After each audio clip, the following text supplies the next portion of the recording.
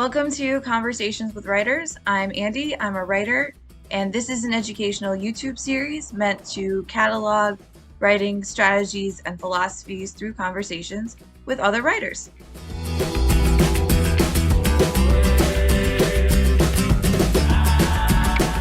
Michael Bérubé is the Edwin Earl Sparks Professor of Literature at Penn State. He is the author of 11 books to date, including Public Access, Literary Theory, and American Cultural Politics, Life as We Know It, A Father, a Family, and an Exceptional Child, and What's Liberal About the Liberal Arts, Classroom Politics, and Bias in Higher Education. He has also published 2 edited collections, Higher Education Under Fire, Politics, Economics, and the Crisis of the Humanities with Carrie Nelson, and The Aesthetics of Cultural Studies. Life as We Know It was the New York Times Notable Book of the Year for 1996 and was chosen as one of the best books of the year on a list of 7 by Maureen Corrigan and the National Public Radio. In 2015, he published The Humanities, Higher Education, and Academic Freedom, The Necessary Arguments, co-authored with Jennifer Ruth. His 9th book, The Secret Life of Stories, From Don Quixote to Harry Potter, How Understanding Intellectual Disability Transforms the Way We Read, was published by NYU Press in early 2016. In October 2016, Beacon Press published Life as Jamie Knows It, An Exceptional Child Grows Up, which was written with extensive input from Jamie himself. In 2021, the Norton Library, a new series from Norton, published his edition of Mary Shelley's Frankenstein, the 1818 text. In 2022, Johns Hopkins University published his 2nd collaboration with Jennifer Ruth. It's Not Free Speech, Race, Democracy, and the Future of Academic Freedom. Bérubé served 3 terms on the American Association of University Professors Committee A on academic freedom and tenure from 2009 to 2018. 2 terms on the AAUP National Council from 2005 to 2011, and 2 terms on the International Advisory Board of the Consortium of Humanities Centers and Institutes from 2011 to 2017. In 2012, he was president of the Modern Language Association. From 2010 to 2017, he served as the director of Penn State's Institute for Arts and the Humanities. From 2012 to 2020, he served on the University Faculty Senate and was elected chair for the 2018 to 2019 academic calendar. And this is my conversation with Michael.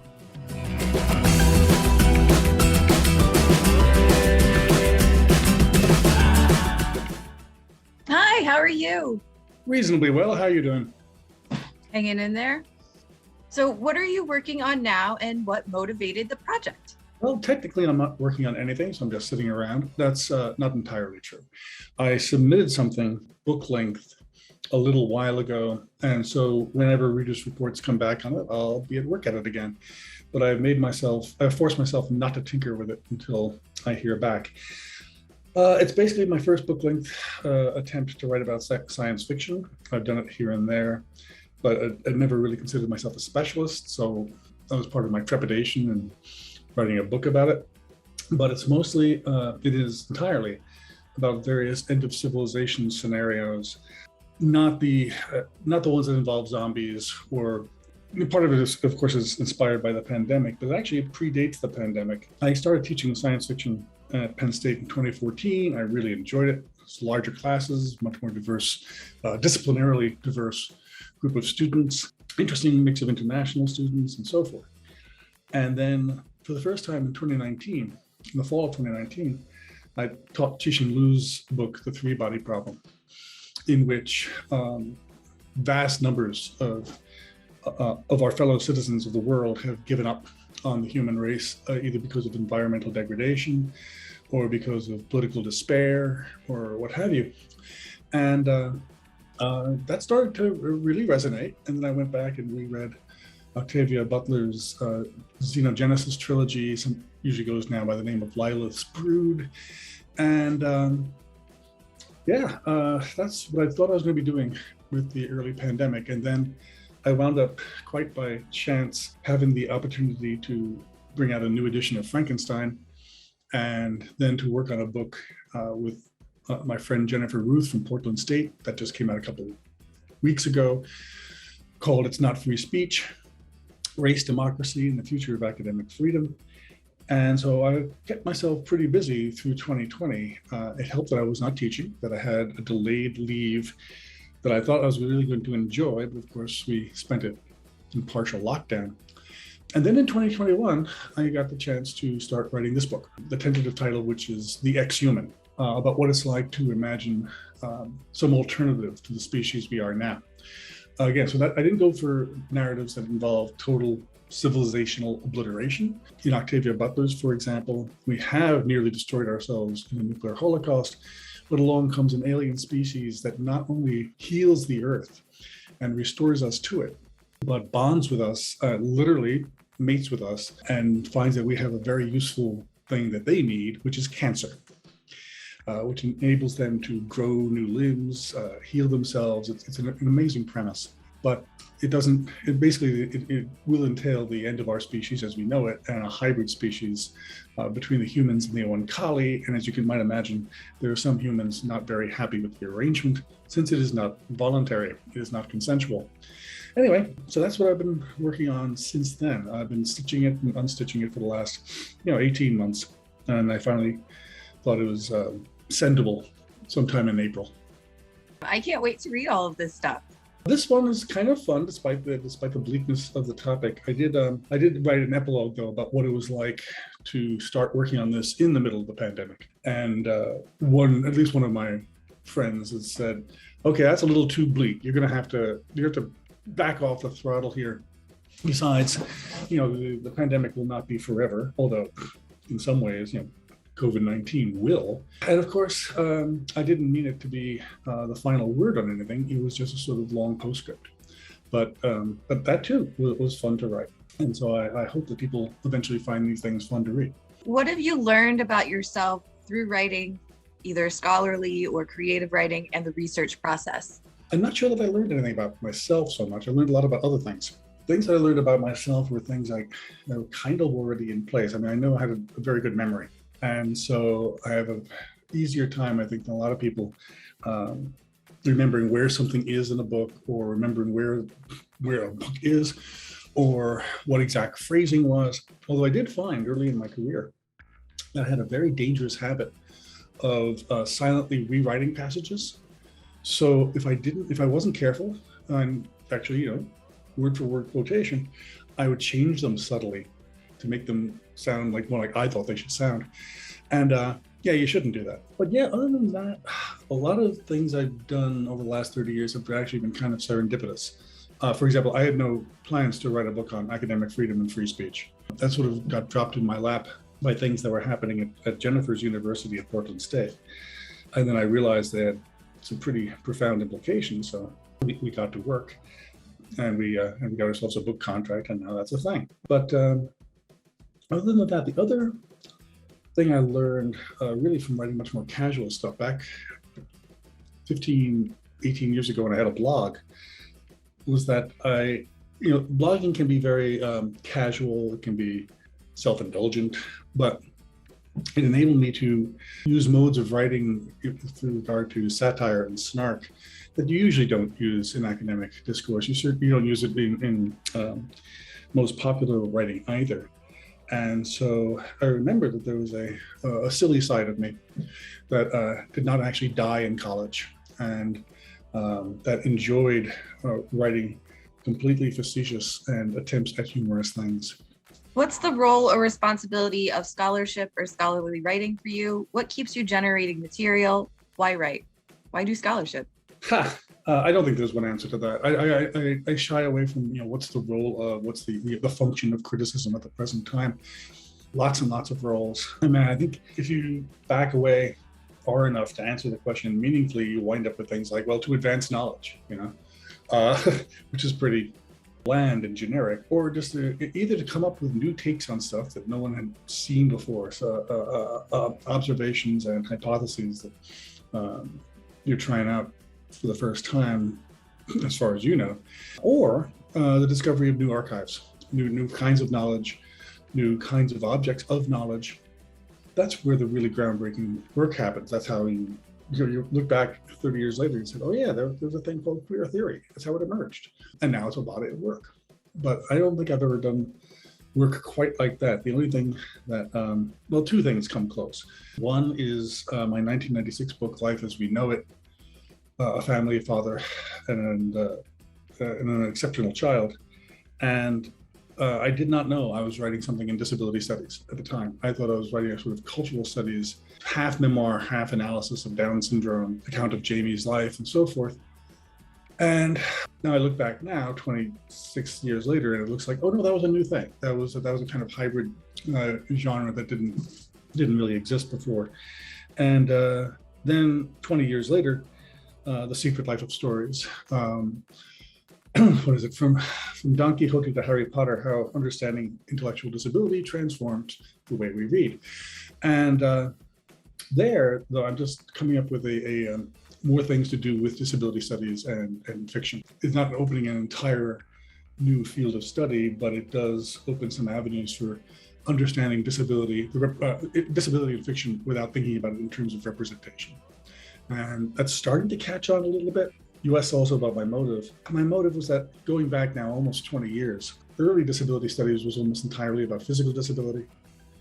And all the discussion of disability in literature or film was about representation. And at its most simplistic, it was like, is this a good or a bad or accurate or inaccurate rendering of disability?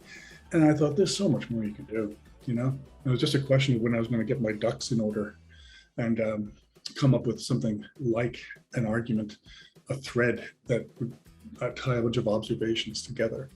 So I don't think there's a single motivation underlying all my work. And again, as I mentioned earlier, some things just dropped in my lap. I had no plan to do X, Y, and then Z. But in each case, the only sort of underlying motive thread is to take a topic and work at it until I was satisfied that I was in fact saying something new and maybe worth paying attention to. So when you're struggling in research or in writing for whatever reason, what strategies do you use to get yourself back to the page? I think every writer is going to hate this answer because I don't have a whole lot of those struggles. I once joked that I experienced terrifying writer's block, but only for half an hour. And that's the kind of thing like a Stephen King might say, right? A person who's so prolific that you can't imagine them having a moment of doubt or hesitation. I've told this story, I've actually put this story in print, that the thing that changed everything for me happened when I was 23. I had taken an incomplete in Richard Rorty's class on Martin Heidegger. And it was the kind of incomplete that graduate students never complete. Once you're down that rabbit hole, you're not coming out. At least I wasn't. And as my anxiety about it grew, this is over the summer of 1985, I'm like, what am I going to tell one of the world's most prominent philosophers about Martin Heidegger? And when am I going to amass my notes? I mean, I knew I hit a crisis point when I don't think they do these anymore, but I did a couple of them in graduate school, cold studies. You're not going to do them in COVID, but yeah, they get you sick for a week and they put you in a hotel room to see how the viruses operate. And so I had a full week of just sitting in a hotel room, and even then I got nothing done. And then toward the end of the summer, Janet, my wife, then my girlfriend, did an early pregnancy test, and guess what? And I flipped out. I mean, I thought, okay, let's do this. First, let's get married. But, before we get married, I have to finish this incomplete. There's no way I go into my third year of graduate school, still having to take classes, still having to working my way up to comps with this enormous albatross. And I wrote the damn thing longhand. It came out to 47 loose leaf pages. No, it came out to 47 typed pages. That's how bad it was. So the graduate student from hell, here's a guy with a paper 3 weeks late, way too long, way too involved. And then I found out much later in Richard Rorty's archives that he loved the paper. He thought it was the best thing he'd seen in Heidegger. But the important thing for me was that it got me writing quickly and intensely. And I learned that I could do that, and that the result wasn't garbage. And then early in my career, when I began writing for newspapers or magazines on very tight deadlines, I learned how to, again, write quickly without having the quality control department leave the building. The other thing, though, and this is actually a piece of advice I've given it to anyone who's asked, is that I never stop at a stopping point. When I've reached the end of a mental, a break, okay, got that point done. Okay, let's go have a beer or let's go walk the dogs. I don't stop there. I write another paragraph, or I leave myself notes so that I remember where I was. And so when I come back to it, it's sort of a running start. I used to stop at stopping places, and that's when I got stuck. I'd come back to them and say, Jesus, I just don't remember where I was going to go from here. Either in terms of argument, tone, pivot, anything. It's just like a brick wall. So again, no, that was a long time ago. That was almost 40 years ago. I learned, don't stop at a stopping place. Stop at a stopping place, then do some more stuff that are just mental Post-it notes that'll get you back on track. That's a wonderful strategy. Thank you. Yeah, it works for me anyway. What is your favorite part of the writing or the research process, and why? Yeah, that's an easy one. The point where you're completely immersed and you really can't think about anything else. You're even dreaming about it. I had a similar sense of urgency about writing Life as We Know It because, well, first of all, when I was formulating this thing that disability doesn't have to depend on representation, I decided to put this whole story in the book. It could have been just backstory, but it involves joining Facebook to attend the 6th grade reunion, or the 40th year reunion of the 6th grade class of PS32 in Queens.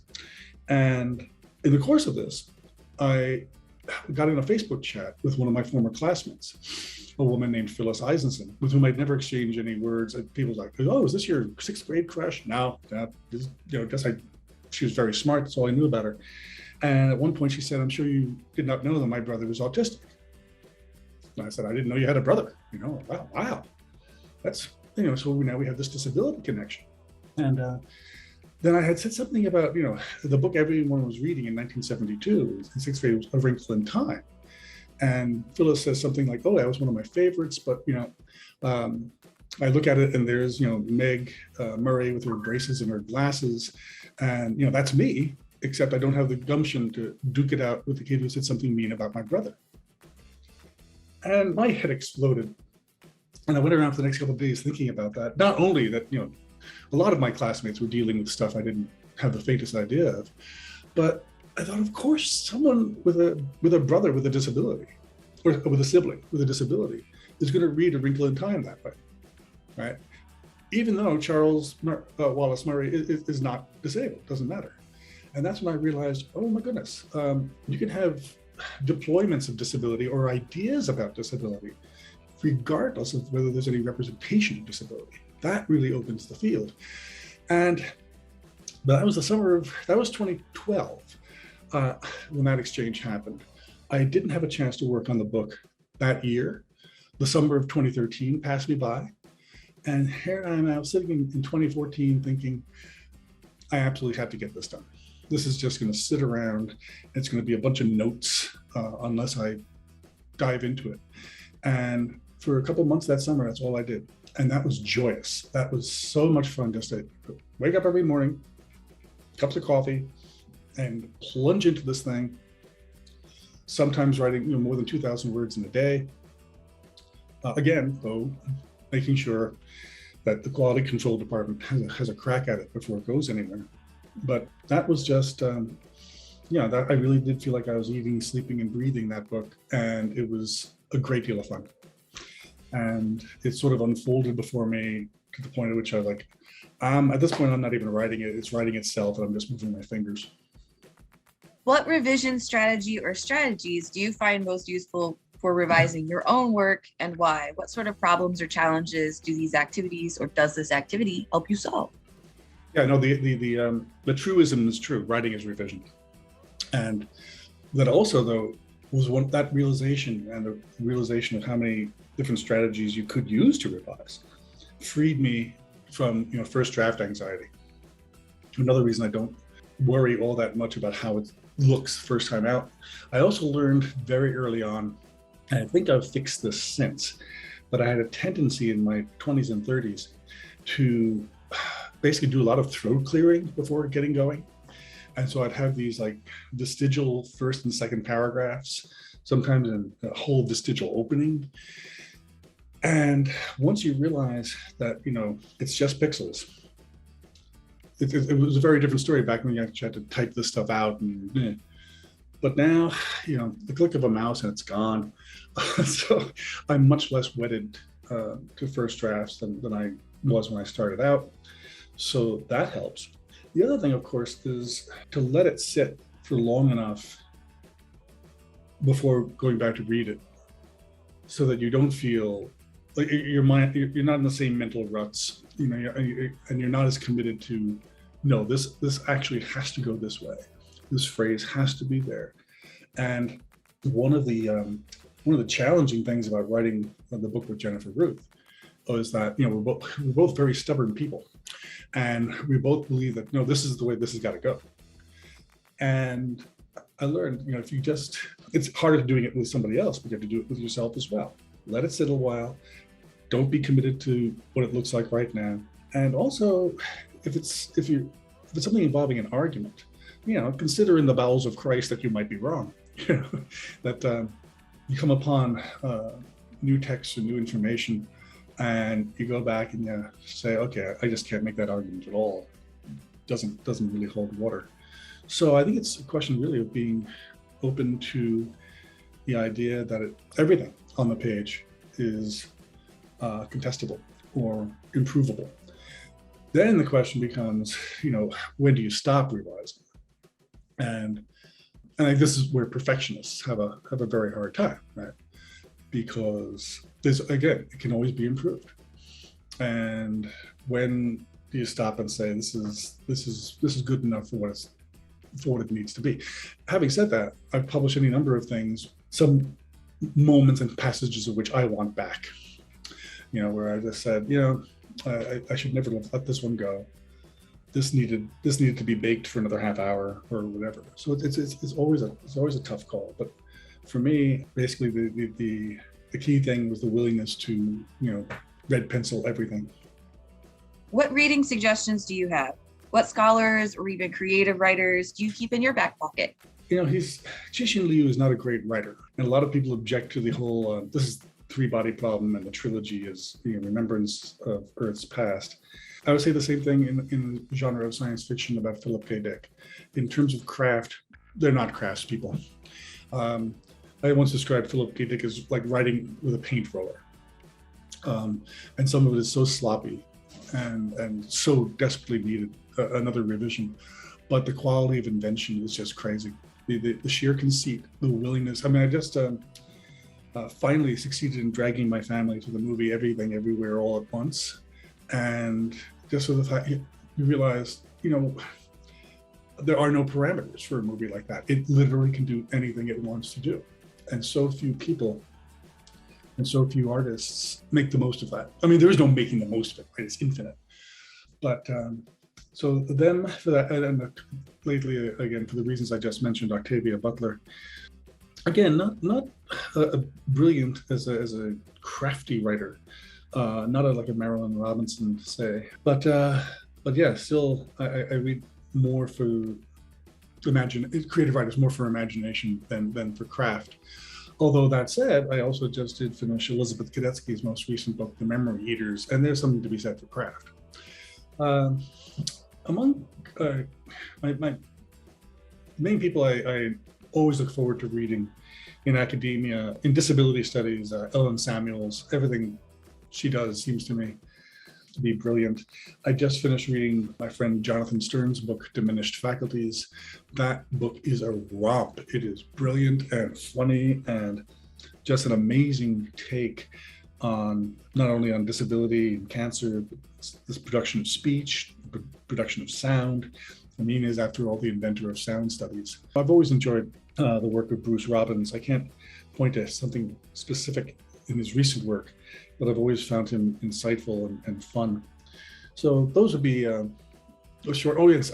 One last person. I'm sort of awaiting her second book now, but Sammy Shock's book, Body Minds Reimagined, kind of was the inspiration for my most recent graduate seminar on disability and speculative fiction. And what I admire many things about that book, but here I came along 6 years ago saying, disability representation doesn't have to be realistic. Sammy Shock blew the doors off that joint in her first 3 pages. Like, we got to do more work on speculative fiction, on comics, on superheroes, on werewolves, all kind of werewolves with OCD. Who knew, And so she too really expanded the range of things you can do with disability studies and literature. Thank you so much for that lovely reading list and for agreeing to be part of the series. I've learned so much. Thank you so much, Andy. These are great questions, and I really enjoyed talking with you.